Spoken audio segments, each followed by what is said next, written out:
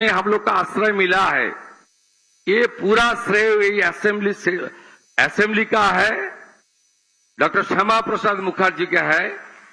उनकी 125वां जन्म जयंती 6 तारीख है। उसको मैं मेरा दिल से नमन और वंदन करता हूं। और श्यामा प्रसाद मुखर्जी नहीं रहता तो हम लोग आज इतना भाषण देने का काम, चुनाव लड़ने का काम, जीतने का काम, राजनीति करने का काम हम लोग को मौका नहीं मिलता। ये हमारी आज का ये ओरिएंटेशन कैंप में सबको स्वीकार करना चाहिए। दूसरा, मैं तो डेली 5 बार आपका सामने बोलता हूं, लंबा रिश्ता है बंगाल का हर चुने हुए पॉलिटिकल पब्लिक रिप्रेजेंटेटिव का साथ। लेकिन मैं कुछ नेगेटिव नहीं बताऊंगा, लेकिन हालत बता रहा हूं। मेरा 4 बार हो गया एमएलए, 2 बार हो गया एमपी, तब मैं 6 टाइम लॉ मेकर बन गया जनता से वोट से। तब यहां जो सिस्टम पहले था, इतना बुरा सिस्टम पहले नहीं था। हमारी जितना भी चीफ मिनिस्टर का नाम हरबंश जी ने बताया, स्वतंत्रता का बाद, कॉन्स्टिट्यूशन जब हुआ उसका बाद इतना बुरा हालत बंगाल में नहीं था। पहले तो 34 इयर्स पार्टी ऑफिस से सब होता था, असेंबली से कुछ नहीं होता।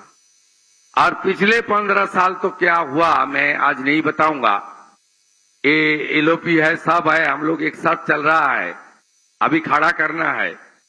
मेरा अनुभव जो है 2006 का एमएलए, दी देन कम्युनिस्ट रूल, उसका बाद 2016, उसका बाद 2021 एलओपी, वो जो असेंबली खास करके लीडर ऑफ अपोजिशन।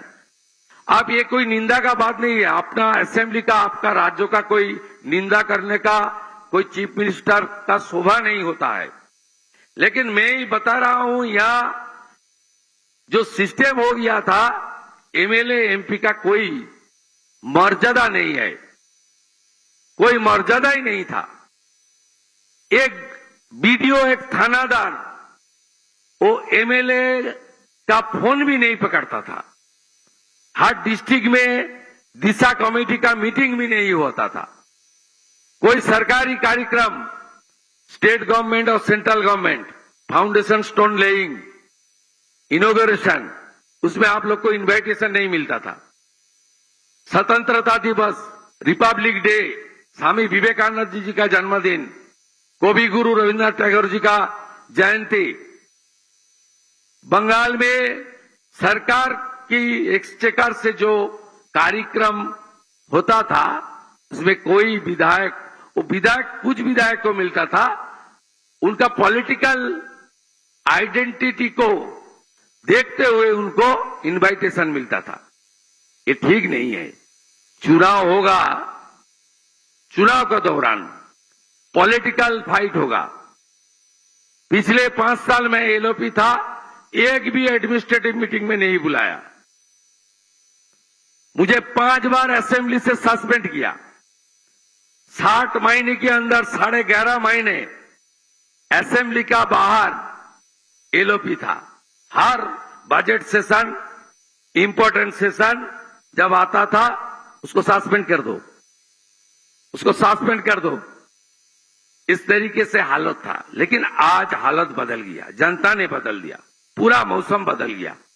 मैंने 5 बार ये 1.5 महीने में एडमिनिस्ट्रेटिव रिव्यू मीटिंग किया, सब एमएलए को बुलाया, मेरा पार्टी का एमएलए लोग को भी बुलाया, अपोजिशन का एमएलए लोग को भी बुलाया।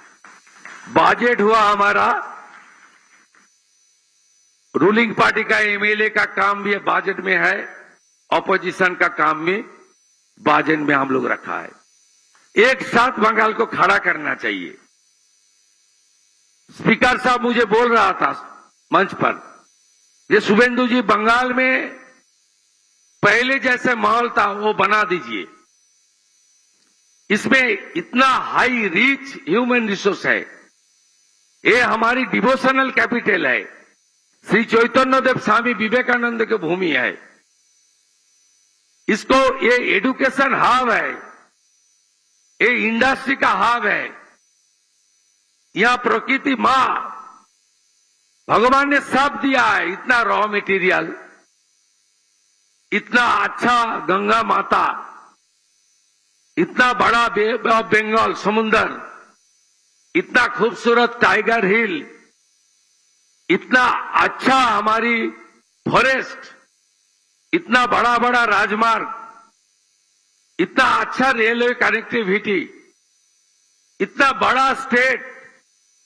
It's a gateway of entire north eastern, not only the north eastern, Nepal, Bangladesh, Bhutan, the neighbouring country, सब इस स्टेट के ऊपर डिपेंड करता है। इतना अच्छा अच्छा हमारी सी पोर्ट है, रिवर पोर्ट है, इतना मौका है, इतना हाई स्किल्ड पीपुल है, इतना ह्यूमन रिसोर्स में क्वालिटी है। जितना भी नोबेल मिला है देख लीजिए, सब बंगाल से आता है। इसको खड़ा करना चाहिए, मजबूत करना चाहिए। इसलिए प्रधानमंत्री नरेंद्र मोदी जी का जो आवाज, विकास भी होगा, विरासत भी होगा, यही अगले दिन बंगाल में लेकर जाना चाहिए। स्पीकर साहब मुझे एडवाइस किया है, वो बहुत अनुभवी नेता है, मेरा बड़ा भाई है, मुझे गाइड करता है। आने वाला दिन में बंगाल में डेमोक्रेसी को अच्छा मजबूत करना, पार्लियामेंट्री सिस्टम को अच्छा करना और हमारी एमएलए लोग को बहुत पॉपुलर बनाना, सरकार का साथ जोड़ के काम करना, ये सब में हम लोग काम करेगा। और हमारी असेंबली में बहुत सारा काम करना है।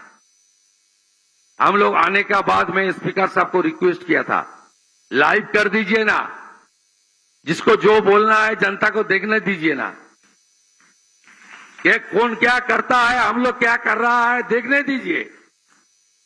लाइव चालू हुआ, लाइव नहीं था।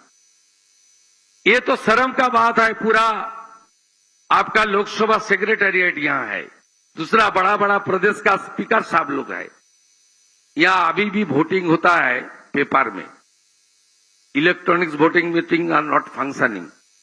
ये अच्छा बात नहीं है। सब लोग सुन रहा है, लाइव कर रहा है, इसको सुधारना चाहिए। Assembly infrastructure,